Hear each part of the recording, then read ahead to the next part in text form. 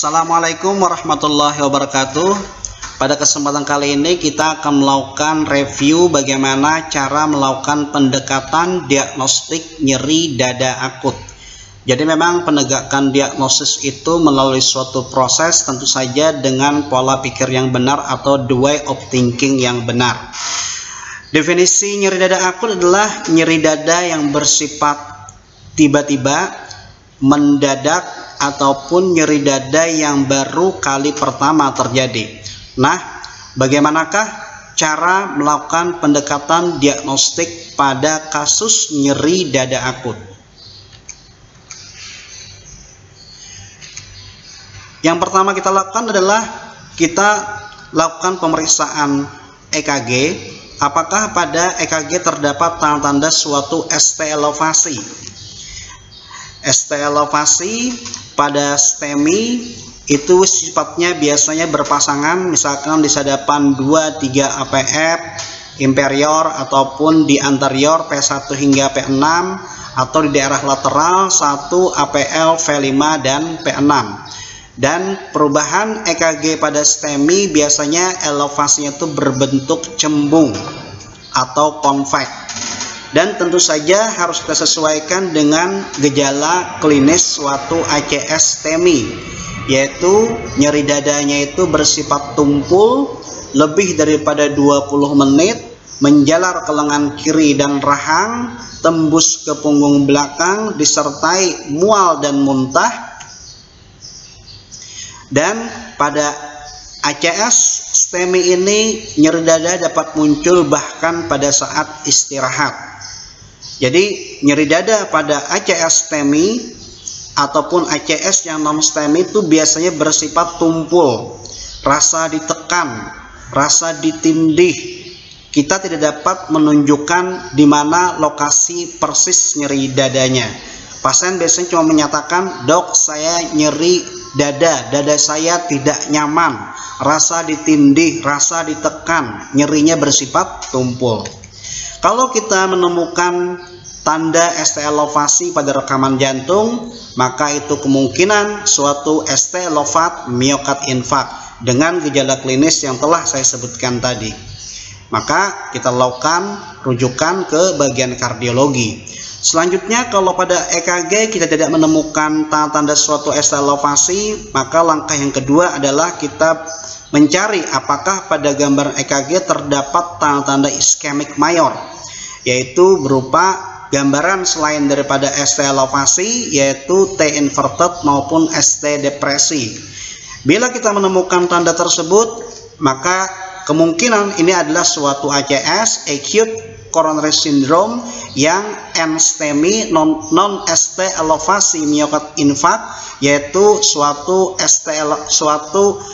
ACS yang bukan ditandai oleh terjadinya ST elevasi atau NSTEMI, atau bahkan suatu angina tidak stabil yang kita kenal dengan istilah UAP, unstable angina pectoris. Kalau pada EKG kita tidak menemukan tanda-tanda khas suatu ACS, entah itu berupa ST elevasi ataupun ST depresi ataupun T inverted, maka kasus nyeri dada akut boleh kita pertimbangkan beberapa diferensial diagnosis, yaitu yang pertama suatu diseksi aorta, emboli paru, ataupun ruptur esophagus. Untuk menyingkirkan kemungkinan diagnosis diseksi aorta pada pasien dengan nyeri dada akut berat dengan gambaran klinis seperti ini. Jadi pada diseksi aorta itu sama-sama nyeri dada akut sebagaimana suatu ACS, cuman bedanya pada diseksi aorta nyeri dadanya itu bersifat tajam. Tidak seperti ACS yang bersifat tumpul, tapi pada diseksi aorta nyeri dadanya itu bersifat tajam, digambarkan sebagai nyeri yang merobek ataupun tercabik-cabik. Berbeda dengan ACS yang nomor 1 dengan nomor 2 itu, nyeri dadanya itu bersifat tumpul, rasa ditekan, rasa ditindih benda berat. Tapi pada diseksi aorta nyeri dadanya bersifat tajam, seperti dirobek-robek ataupun tercabik-cabik. Kemudian dia mencapai intensitas maksimal dalam waktu beberapa detik setelah muncul. Jadi awitannya ini sangat cepat. Awitannya sangat cepat. Langsung mencapai maksimal bahkan hanya dalam beberapa detik. Kemudian lagi ada tanda-tanda sinkop, ada riwayat sinkop dia. Kemudian pada gambaran foto ronsen adanya pelebaran daripada mediastinum. Ini kalau kita curigai sebagai suatu diseksi aorta. Diferensial diagnosis berikutnya adalah emboli paru. Ini juga patut kita pikirkan bila terdapat nyeri dada hebat yang muncul mendadak dan berkaitan dengan salah satu gambaran berikut ini. Dia selain ada nyeri dada, pada emboli paru juga terdapat sesak atau hipoksemia yang nyata tanpa disertai tanda edem paru. Jadi kalau kita mendapatkan pasien dia nyeri dada kemudian sesaknya itu disertai suatu hipoksemia, saturasinya di bawah 90%, tapi kita tidak menemukan tanda-tanda edem paru. Ini patut kita curigai sebagai emboli paru. Serta pada pasien yang memiliki risiko tinggi terjadi suatu emboli paru. Misalkan adalah pasien-pasien dengan keganasan yang pertama, kemudian pasien-pasien yang baru saja melakukan tindakan pembedahan, pasien-pasien yang telah mengalami keadaan imobilitas yang lama, dia tirah baring lama, kemudian ada tanda-tanda klinis suatu deep vein thrombosis. Jadi kalau kita ada menemukan tanda misalkan kakinya bengkak di salah satu sisi, curiga ke arah suatu deep vein thrombosis, pasiennya itu nyeri dada, sesak, hipoksemia tanpa tanda-tanda suatu edem paru, maka diagnosis emboli paru patut dipertimbangkan. Kemudian diferensial diagnosis berikutnya adalah suatu ruptur esofagus. Kita curiga suatu perforasi esofagus bila nyeri dada hebat terjadi setelah muntah atau usaha muntah atau pemasangan instrumen esofagus. Langkah berikutnya, kalau kita curiga salah satu dari yang tiga ini, maka kita lakukan pemeriksaan pencitraan segera. Untuk diseksi aorta, pemeriksaannya adalah ehokardiografi baik transtorakal maupun TEE. Kemudian untuk emboli paru, pemeriksaannya adalah berupa CT scan, angiografi pulmoner. Sedangkan untuk ruptur esofagus, kita mintakan pemeriksaan kontras barium yang larut dalam air atau CT scan dan konsul dengan sejawat bedah. Langkah berikutnya, kalau kita tidak menemukan tanda-tanda baik gejala klinis maupun tanda dari nomor 1 hingga nomor 3 adalah kita patut curiga apakah pasien ini menunjukkan suatu tanda-tanda perikarditis. Pada perikarditis juga keluhannya adalah suatu nyeri dada yang akut, tiba-tiba hanya saja nyeri dadanya ini menyebar ke kompleks otot trapezius. Sangat spesifik untuk perikarditis. Dan pada pemeriksaan auskultasi kita akan menemukan tanda desir gesekan perikardium atau pericardial friction rate.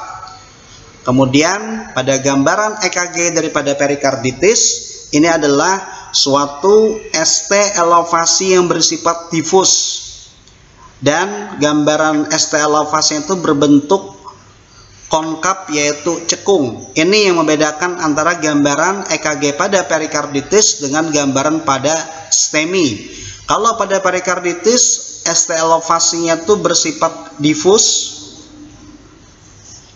dia tidak berpasangan, bersifat menyeluruh, sedangkan pada STEMI itu berpasangan sesuai dengan areanya, misalkan bagian inferior, anterior maupun lateral. Tapi pada perikarditis dia bersifat difus, dia bersifat keseluruhan, tidak ada menunjukkan segmen tertentu. Kemudian gambaran ST elevasi pada perikarditis itu adalah berbentuk cekung, tidak konkav atau cembung sebagaimana yang digambarkan oleh suatu STEMI. Kalau kita tidak menemukan tanda-tanda dari nomor 1 hingga nomor 4, maka selanjutnya adalah kita lakukan anamnesis yang jelas. Apakah pasien ini menunjukkan adanya suatu nyeri pleuritis atau disebut dengan pleuritic pain. Jadi pada pleuritic pain ini adalah nyeri dada yang berkaitan dengan usaha tarikan napas. Jadi kalau pasien itu menarik nafas, dia akan mengeluh nyeri dada. Itu disebut dengan pleuritic pain. Nah, ini yang membedakan juga dengan suatu ACS. Kalau ACS tidak ada hubungannya dengan tarikan napas. Tapi pada pleuritic pain, setiap pasien itu menarik napas, maka dia akan mengeluh nyeri dada. Sedangkan pada ACS tidak ada hubungan dengan usaha tarikan napas. Untuk pleuritic pain atau nyeri pleuritis ini akan kita bahas secara spesifik lagi di slide berikutnya. Kemudian bila nomor 1 sampai nomor 5 kita tidak menemukan tanda-tanda tersebut, kita lakukan anamnesis ulang lagi apakah masih mungkin menunjukkan gambaran suatu ACS.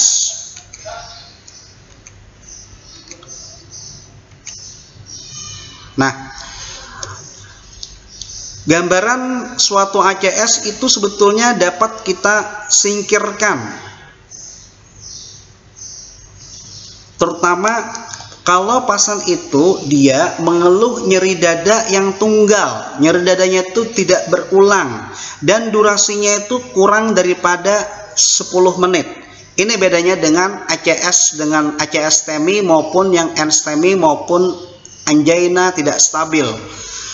Kalau dia bukan suatu ACS, maka nyeri dadanya itu biasanya kurang daripada 10 menit.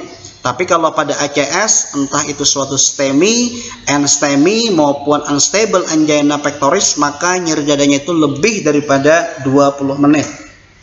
Kemudian gambaran nyeri dada yang bukan ACS itu biasanya diinduksi oleh suatu aktivitas. Kalau dia beraktivitas, maka muncul nyeri dada. Sedangkan pada ACS, baik itu STEMI ataupun NSTEMI maupun angina tidak stabil, maka nyeri dadanya itu tidak harus diprovokasi oleh aktivitas. Pada saat istirahat pun muncul nyeri dada. Itu yang membedakan antara ACS dengan non ACS, yaitu nyeri dada yang stabil. Kalau nyeri dada yang stabil yang bukan ACS, dia hanya bisa diprovokasi dengan aktivitas baru muncul nyeri dada. Tapi pada ACS, pada saat istirahat pun muncul nyeri dada. Kemudian lagi, anamnesisnya memang tidak khas yang pada bukan ACS. Biasanya orang-orang yang memang risiko rendah sekali dapat terkena suatu ACS. Misalkan pada pasien yang berumur kurang daripada 30 tahun dan tanpa adanya faktor risiko. Pasien itu di bawah 30 tahun umurnya, tidak ada faktor risiko seperti diabetes, kolesterol, kemudian tidak ada merokok, dan garis keturunannya pun tidak ada riwayat suatu penyakit jantung koroner yang prematur. Dia tidak ada riwayat PJK, penyakit jantung koroner. Dan tadi nyeri dadanya pun tidak spesifik, yaitu awitannya kurang daripada 10 menit dan bersifat tunggal. Itu maka gambaran ACS pada populasi demikian dapat kita singkirkan. Tapi kalau masih ada gambaran-gambaran seperti itu, nyeri dadanya masih lebih daripada 20 menit, umurnya masuk faktor risiko daripada ACS, misalkan yang dikatakan memiliki probability tinggi terhadap ACS adalah pada orang yang ada riwayat terkena suatu penyakit jantung koroner sebelumnya. Itu yang pertama. Kemudian pada laki-laki di atas umur 60 tahun atau laki-laki di atas umur 50 tahun dengan minimal paling tidak 2 faktor risiko. 2 dari yang saya sebutkan, yaitu merokok, diabetes, kolesterol, dan hipertensi, dan ada riwayat penyakit jantung koroner yang sifatnya itu prematur. 2 dari tanda-tanda tersebut, kalau dia berumur lebih daripada 50 tahun, masih mungkin kejadiannya adalah suatu ACS. Atau pada laki-laki yang di atas umur 40 tahun minimal memiliki 3 faktor risiko. Jadi kalau laki-laki di atas 60 tahun atau di atas 50 tahun dengan 2 faktor risiko, atau pada laki-laki di atas umur 40 tahun minimal memiliki 3 faktor risiko. Adapun pada perempuan itu adalah mereka yang telah berumur 60 tahun dengan minimal memiliki 3 faktor risiko. Jadi biasanya wanita yang masih di bawah 60 tahun, apalagi dia masih haid ya, belum menopause, itu kecil kemungkinan adalah suatu ACS. Karena kalau dia masih aktif, masih haid, maka kadar estrogennya itu masih tinggi, dan estrogen itulah yang dapat melindungi suatu jantung. Nah, kalau masih mungkin gambaran suatu ACS dengan faktor-faktor risiko yang telah saya sebutkan di atas, kita lakukan penilaian klinis lengkap lagi, ulangi EKG lagi, kemudian periksa penanda biokimia jantung yaitu troponin. Jadi ulangi EKG ini kita lakukan EKG serial, baik pada saat dia muncul nyeri dada atau kira-kira 20 menit kemudian atau bahkan 1 jam kemudian. Apakah ada gambaran perubahan EKG? Kemudian kita lihat foto ronsen, pemeriksaan darah lengkap, pemeriksaan urium dan elektrolit. Juga ini yang perlu menjadi catatan adalah perubahan biokimia jantung. Misalkan kita lakukan pemeriksaan troponin ulang setidaknya paling tidak sekitar 12 jam.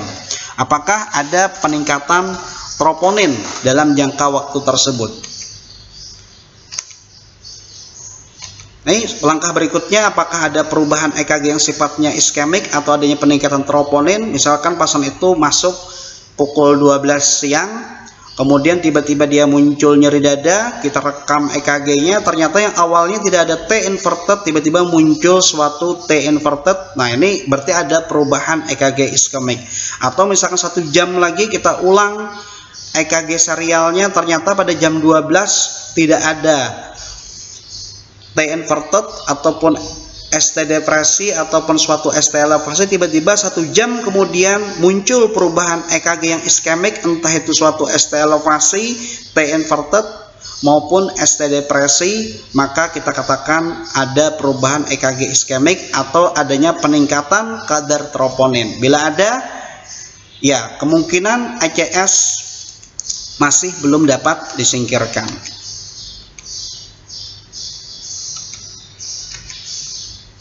Kalau tidak ada perubahan pada EKG maupun troponin, tetapi dia masih memiliki probabilitas yang tinggi untuk suatu ACS, sebagaimana saya katakan tadi adalah probabilitas tinggi pada ACS itu secara klinis ya. Jadi dia ada tercatat memang ada riwayat suatu penyakit jantung koroner, atau laki-laki lebih daripada 60 tahun atau laki-laki lebih daripada 50 tahun dengan setidaknya 2 faktor risiko, atau laki-laki di atas 40 tahun dengan setidaknya 3 faktor risiko, atau pada perempuan di atas 60 tahun dengan minimal 3 faktor risiko. Ditambah dengan klinis tadi, misalkan dia ada nyeri dada lebih daripada 20 menit, nyeri dadanya itu bersifat tumpul, ada keringat dingin, ada mual muntah, menyebar ke lengan sehingga ke rahang, tembus ke punggung misalkan.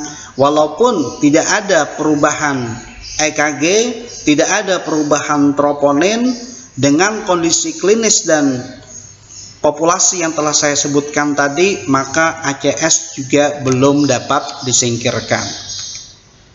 Nah, kemudian berikutnya, kalau secara probability dia juga rendah,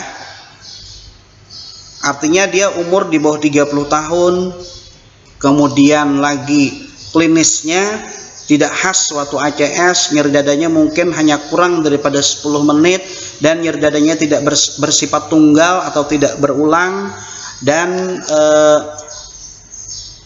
tidak ada memiliki faktor risiko apapun, EKG-nya normal, troponinnya normal. Nah, ini maka ACS dapat kita singkirkan. Kita pertimbangkan mungkin penyebab nyeri dadanya bukan dari jantung. Kita pertimbangkan mungkin penyebab non jantung untuk nyeri dada akutnya. Demikian presentasi kami tentang pendekatan diagnostik nyeri dada akut. Wassalamualaikum warahmatullahi wabarakatuh.